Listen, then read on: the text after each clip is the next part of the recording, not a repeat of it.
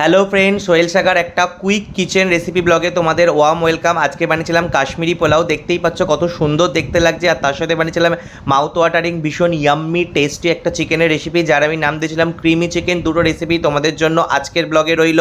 প্রথমে কড়াইতে ঘি দিয়ে তাতে গোটা গরম মশলা এবং যা যা ড্রাই ফ্রুটস আছে, কাজু, কিচমিচ, আলমন্ড, গ্রিন পিস, পনির এবং কর্ন, সুইট কর্ন, সমস্ত কিছুকে হালকা সতে করে রাখবে।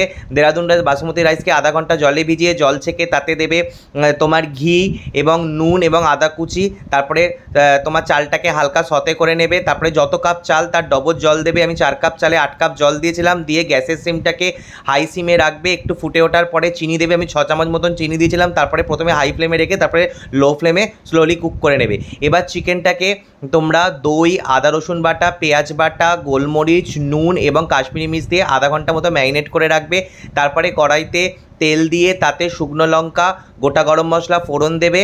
তারপরে ফোড়ন দেওয়ার পরে পুরো চিকেনটাকে দিয়ে দেবে। এখানে আমি কাজু বাদাম বাটা, পোস্ত বাটা, চারমগজ এবং সাদা তিলকে বেটে নিয়েছিলাম সেইটা এবং তোমার বাটি ধোয়া জলটাই দিলাম। বেশি জল দেবে না, ঘি থেকে জল বেরোবে। তারপরে মেয়োনিজ অ্যাড করলাম। মেয়োনিজ অ্যাড করে একটু স্লোলি কুক করে নেওয়ার পরে মাংসটা যখন অর্ধেক সেদ্ধ হয়ে যাবে, তারপরে তোমরা কর্নফ্লাওয়ারকে জলে গুলে দিয়ে দেবে একটু ক্রিমি টেক্সচারটা আনার জন্য। এবং একটু ঘি অ্যাড করেছিলাম।